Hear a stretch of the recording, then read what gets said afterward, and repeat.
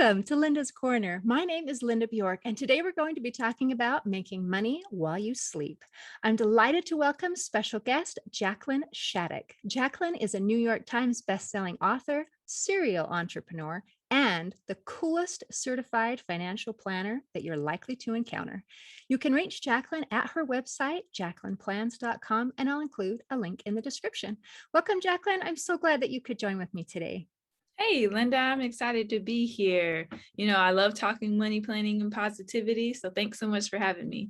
Ooh, I love the word positivity going with the money planning, because sometimes money planning can be really stressful. People don't know what to do. They don't know and it feels so, I don't know, scary and anxious. So I'm so excited that you're going to talk about positivity. So what is your story? What got you excited about becoming this go-to person for finance? Good question. So it started actually, I'm located in Atlanta now, but it started in Northern California. I was raised on a 1,000-acre ranch.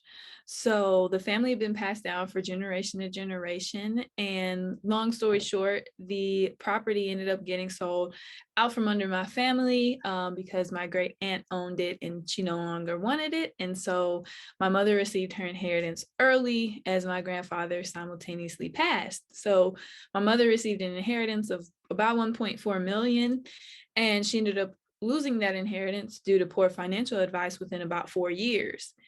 And because of that experience, and because my mother didn't really understand what exactly happened, I, with the help of Google, came across the certified financial planner designation and decided, okay, that's the person that I want to be. That's somebody who understands comprehensive personal finance. So everything from car insurance to health insurance to planning for retirement to estate planning and the legacy that you want to leave for your children. I said, oh, this is somebody who understands all of that and investing. Okay, that's what I need to do, because that's the person that my family needed at the time. And so I've been trying to be that person for a lot of other people for the past 8 years.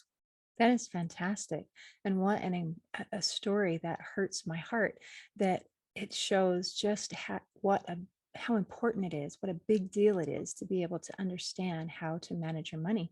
So did she hire someone and they just gave bad advice, or what She happened? did. She hired someone, and unfortunately the industry of finances, personal finance, is still pretty convoluted and it's confusing and it's not really clear for consumers. And so the person that my mother chose to work with back in 2006 was only registered to sell products for a certain company, but because of our laws he was able to call himself a financial advisor. And so the financial advice that he gave my mother wasn't comprehensive in nature because he was tied to selling a particular product. And so, I was like, I don't understand why the industry is created like this. And there should be people who give guidance on all parts of your finances and not just one piece. That is incredible. And that's so disappointing, because he did not have your mother's best interest in mind. He had his own best interest in mind. So how do we, I guess we go to you, but if you're booked, how do you know, what kind of questions do I ask? Because I'm sure she was thinking, I'm hiring someone because this is not something that I'm strong at or have experience with. So I will get some help, some professional help. And that's, I think, what anybody would do in that situation. So how do we not get bamboozled and find someone who has our best interests in mind? That's a really good question, Linda. And it boils down to the questions that you ask the financial professional that you're interviewing, that you're interested in working with. One, you want to ask them about experience. Do they have any experience with your kind of situation, with your kind of money, if you will? Because everyone's situation is different.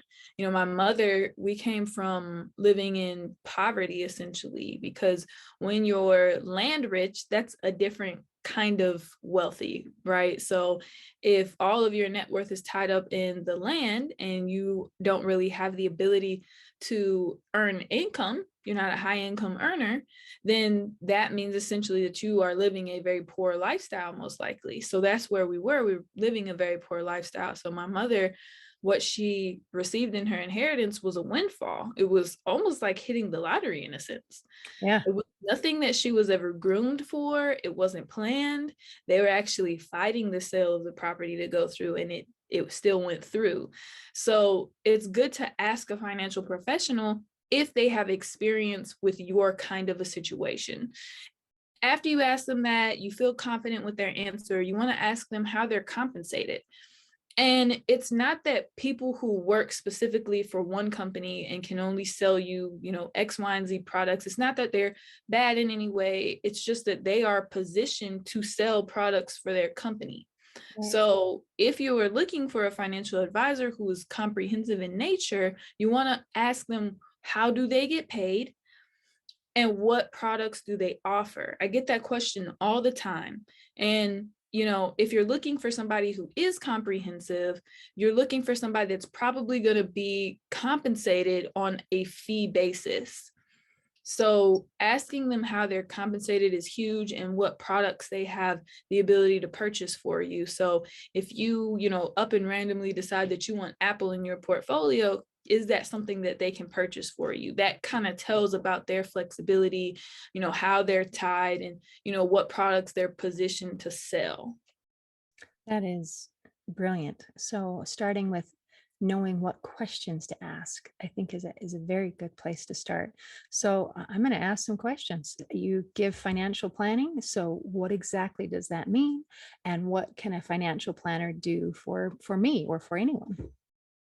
It's a good question. So I like history personally. So I kind of like to take things back. And so I like to talk about the genesis of financial planning as an industry. We have a lot of professions that have been around for a very long time. Think about medicine, that's been around for ages. The legal industry, that's been around forever. Financial planning, that's kind of a new one. It actually wasn't born until the late 60s. So becoming a certified financial planner or having a degree in financial planning, that didn't start until not that long ago. So when people ask, what is a financial planner? What do you do? It is still a new concept. And so I like to think about it this way. Think about it like this, especially as it pertains to the positivity piece. You're not groomed or positioned to make good financial decisions. You are positioned to survive. That's what your brain is set up for. It's literally set up for survival, and it's set up for reproduction. Like, that's what you're designed to. You're designed to survive and to reproduce. You are not designed to make good financial decisions. So sometimes we need somebody to aid us in making good financial decisions. And so that's what a comprehensive financial planner is supposed to do.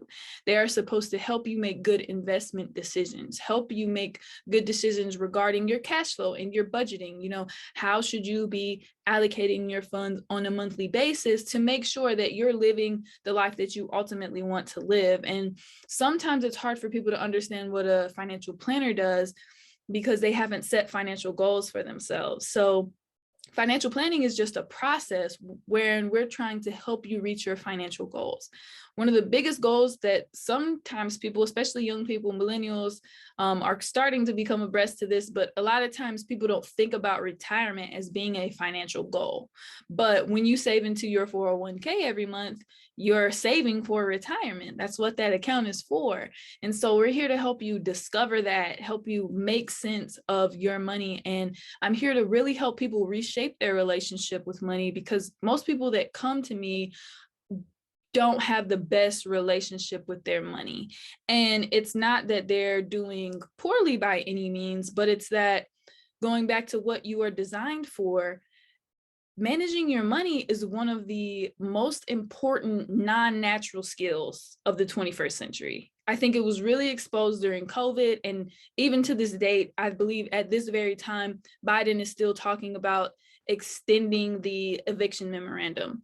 So managing your money is a very, very important non-natural skill. And so a lot of us just need a little bit of assistance with that. And it's not that you're not doing good with your finances, but you could potentially be doing better.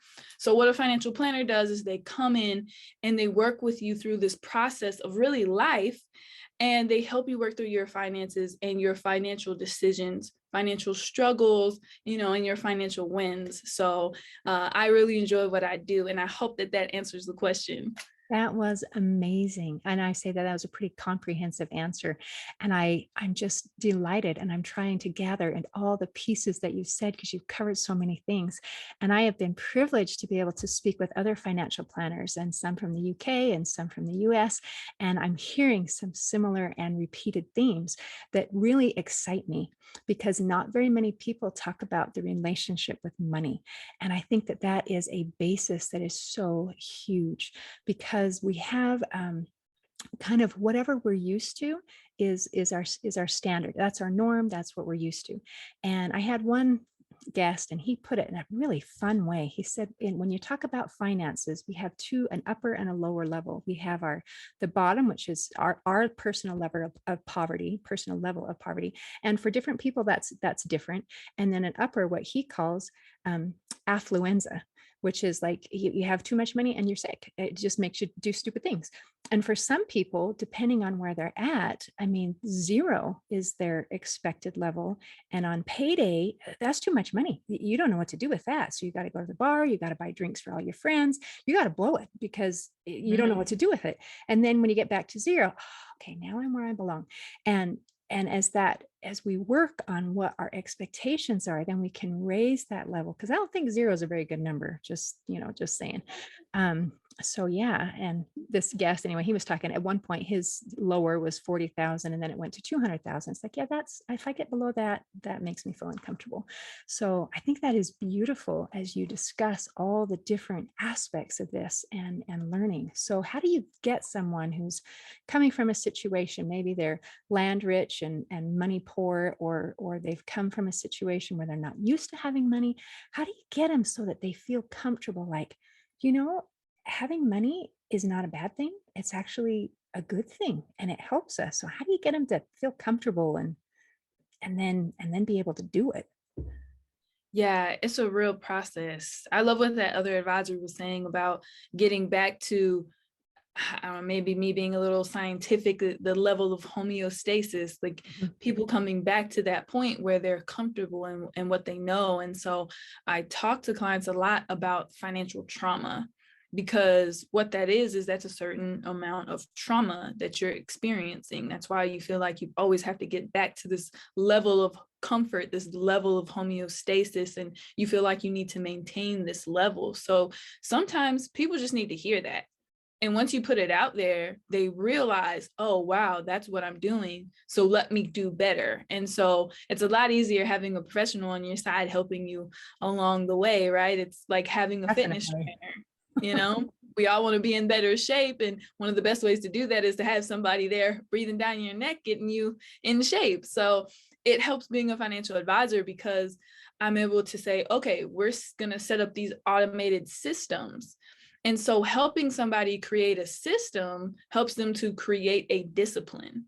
And as we know, we may not always be motivated to do things, but once we've built a discipline and we have rules in place and we've automated that, then it makes it so much easier for you to be able to move from that point of financial trauma. So as that last advisor was saying, to go from that 40,000 to that 200,000, it's going to be a lot easier if you have a system in place and you have some way to maintain discipline. So for those who may be listening and are like, okay, how do I get that?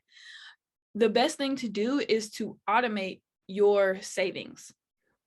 So we want to automate our savings from, our paycheck to what goes into our emergency fund to what eventually goes into our investment accounts. Because if you're able to automate it, it builds a discipline. So when you're not motivated to do it, when you feel like, oh no, I'm supposed to go out and blow this entire paycheck that I get, When you look in that account and you see that that paycheck, instead of being 5,000, it's only 2,000, that blow money is going to feel a little bit different. So, and it's going to help you because you're going to have those rules in place. That is so brilliant. And when you talk about making money in your sleep, I think that's the key, is to make it automated so that it just does it by itself. And the part you play is to be able to help people make good decisions as far as where to put those things and create that system and put it in place. I think that's, for most, I would say 99% of the population, that's the only way we're ever going to make things work, because it takes too much discipline. And to try and pull up that discipline every payday is hard. But when it just comes and this much goes into your 401k and this much goes into savings and this is what I have left, and all you look at is this is what I've got left. Oh, I can work with that, rather than trying to make those decisions over and over again. So that's brilliant. Well done. And then and then you don't feel guilty about that this much that you have left, because you know, I've already saved, I've already invested. I don't have to feel guilty. I can spend this money freely. And I think that's a really important aspect, because sometimes when we talk about finances and budgeting, it sounds like restriction, restriction, restriction. And when there's some money there that you know that you can spend and play and have fun and be happy now, and not say, well, when I'm retired, then I will have fun. I'm going to be able to do both and find that balance. I think that leads to a happy life and a wise life. So love it. Absolutely. Love Absolutely. it. Okay. And I hate the word budget being restrictive. And Right. that's why I don't love using it. I tend to use cash flow more often because I want you to think about your cash flowing instead of a restrictive budget. Isn't that brilliant? How clever you are. Just that using a different word helps us to have a different mindset. And that's a clever tool. And it's actually really very powerful. Absolutely. It's So right huge. now, the stock market is not super fabulous. What kind of recommendations would you give to invest? To any investors, you know, they call it hodling, you know, hold tight, you know, hold on for dear life, you know, stay invested. If you are invested right now, stay invested. I think you know, I need to go back and calculate the numbers, but it's not very pretty for my clients who ultimately went against my recommendation and pulled completely out of the market in, you know, April of 2020. And since April of 2020, stock market has done almost nothing but go up in value. So those who sat in cash for a very long time, some of them are still in cash. You know, the biggest problem with getting out of the stock market when you're scared is you've got to be right twice. So you've got to be right on the sell side when you sell your assets, hoping that you're not selling for a lower price. And then you've got to be right again on the buy side of when do you buy in again. And the problem is, you know, although most of us think that we're right all of the time, we're not always right all of the time. And so for you to be right 2 times in a row with something that is so precious to your life, your family's life, you know, your livelihood, it's just a risk that I don't recommend people take. All right. So just hold tight and wait it out. And, you know, some people don't realize, because when we look at the stock market and say, ah, shoot, today I lost X amount of dollars, we haven't actually lost the X amount of dollars unless we sell and take it out. And if you just hold on and just ride it and then it goes back up, then chances are we're going to be okay. Exactly. Linda knows something about the stock market. Oh, and that's a little bit of a comfort, because it is right now the numbers are sad on our thing. We look at it every day. It's like, dang it. And then the next day, dang it some more. I know. I usually recommend people don't look at it every day. It can be a lot. It's a lot of wear and tear. True. That's very true. So what is something that everyone should know about their money? Something that everybody should know about their money. That's a good question. And I think that everyone should know that whatever financial position you're in right now doesn't dictate where you have to be tomorrow. It doesn't dictate where you'll be in 5 years or 10 years from now. You know, I've seen people change their financial situations at the drop of a dime. So wherever you are right now, you can always be in a better position. Oh, what a comforting and lovely thought that we're not stuck with where we are. Again, I think part of that comes back into our mindset and what we've grown up with and what we're used to, where we Mhm. think, well, this is what I've experienced. And so this is what I'm going to experience for the rest of my life. And to be able to think, this is where where I am and what I've experienced, and I can have something new and something better. And that is very, very hopeful. And I really appreciate that because, again, finances can be something that can cause a lot of stress. Absolutely. Absolutely. We know the stats. They're one of the number one causes of divorce and, separation in families and friendships even. And so if we can remember that life is fluid and things are always changing and they're changing for us in our favor, then it makes it so much easier to get through any financial struggles that you may be having. We're positioned to always want more. Just as humans, it's just inherent. We always want to have more, more, more, more, more. So for those of us who are probably doing pretty well, we may see friends who we think are doing better. And so it's just a reminder that life is fluid and money will come and go. And I hope that whoever's listening to this will pay attention to what it is that they really want out of their life aside from money. Because when you die at your funeral, nobody is going to say, Linda had 2,000 shares of Apple stock and we were so proud of her. That's not what they're going to say. They're going to say, Linda left a really beautiful mark on people with her lovely podcast, and the positivity that she spread was unmatched. So it's just a reminder that money is a tool. It's to get you where you want to go. It's to help you live a lifestyle that you want to live. It comes and goes, but really focus on what means the most to you. And for me, I had to do some reflecting, and I was like, well, what do I want people to say about me at my funeral? I don't want them to say that Jacqueline was the best financial advisor ever, the coolest financial advisor on the planet. That's not what I want to hear. I want you guys to know that I left something impactful and built a legacy and helped people get out of tough situations. That's something I want to be remembered for. So I just hope that people will cling to that and understand that money is just a tool. It'll go up and down, but just focus on the life that you want to live. That is incredible. Boy, when you said that you were giving comprehensive advice, I was thinking you were going to talk about financial comprehensive. You were talking about life comprehensive. And being able to put that in perspective makes all the difference, because I think that quality of life is money is just a portion of quality of life. Quality of life is our joy. It is our choices. It is our happiness. It is our relationships. It is so many different things.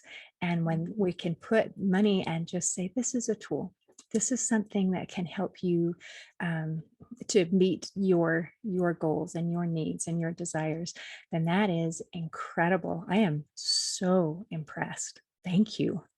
Absolutely. I love what you just said. I feel like that's the difference between knowledge and wisdom. And people who get into the personal finance realm or become financial advisors, I think sometimes they lose sight of knowledge versus wisdom. And so knowledge is knowing that if I go out and party with my friends all weekend and spend way too much money, that I'm, going beyond what I should be. And I'm pushing the limits, and I spent money that didn't bring me anything in return.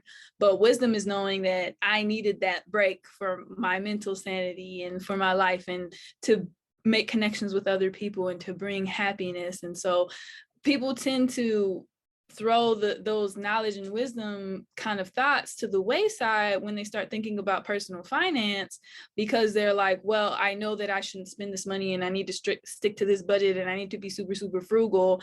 And I'm not saying go and blow all of your money in a weekend, but I'm just saying know the difference between money that is going to bring you a monetary return and money that's going to bring you a return in other areas of your life, such as your physical well-being, social well-being, spiritual well-being. There's a difference there. So I love what you were talking about. I think it's just the difference between knowledge and wisdom in the personal finance space. That is brilliant. I love the idea of the balance.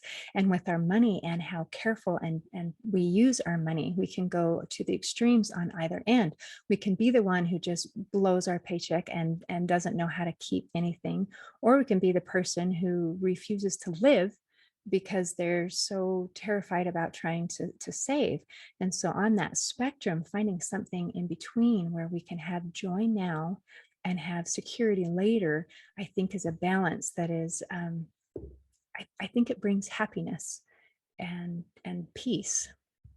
Absolutely. I think the piece is huge. The piece is huge. And I think when you feel more at peace, your happiness will grow.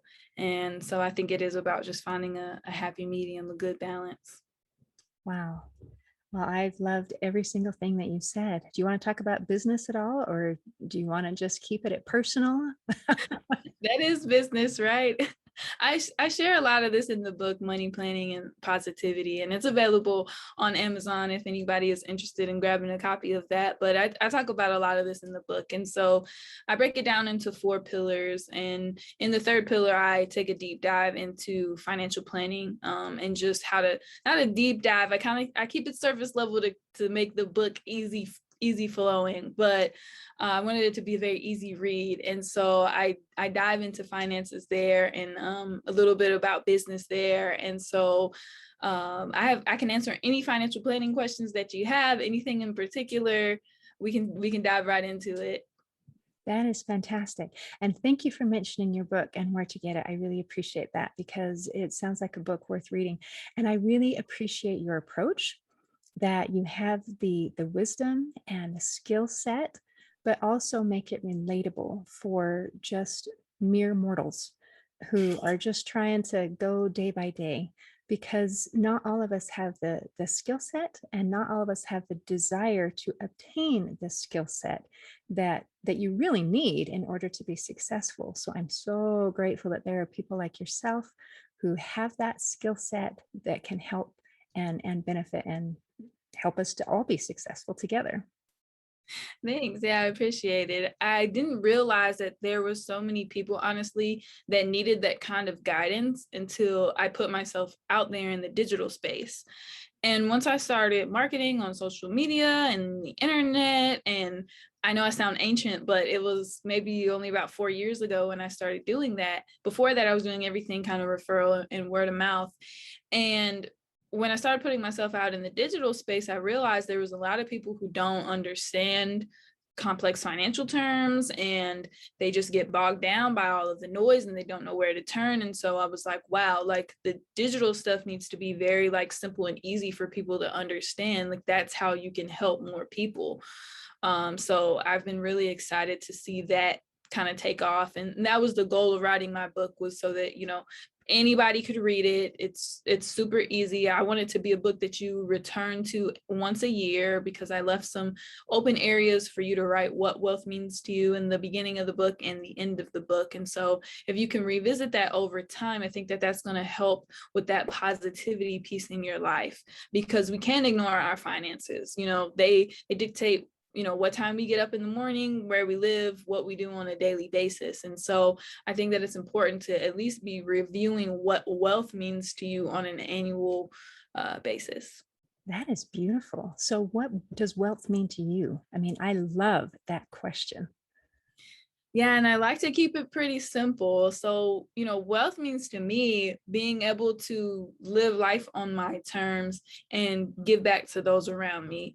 I've had to do some real deep diving really over the last year and a half, 2 years of, what does wealth really mean to me, and discovering what relationships are important to me. And so I just realized how big it is in my life to have close family and friends and be able to support them when necessary. That's a really big source of joy for myself, and being able to give back to people with my financial knowledge, which I do through our group Pocket Advisor online. I post YouTube videos, I post information constantly on social media, just because that's my way of giving back. And so I feel like honestly, the more money I know that I have, the more that I'm able to give back to other people. And so that's just a big part of what wealth means to me.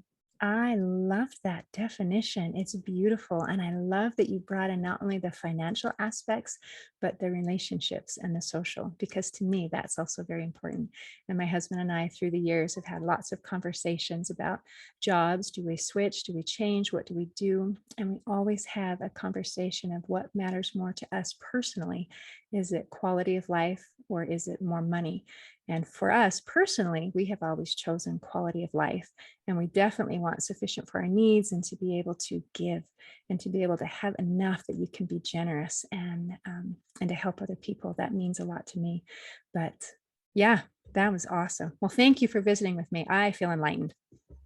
Well, good. Yeah, thanks for having me. This was a great conversation. Oh, I hope that it's helpful. yes, very. In closing, I'd like to share a quote by author and TED Talk speaker Idowu Koyenikan. He said, "When money realizes that it is in good hands, it wants to stay and multiply in those hands."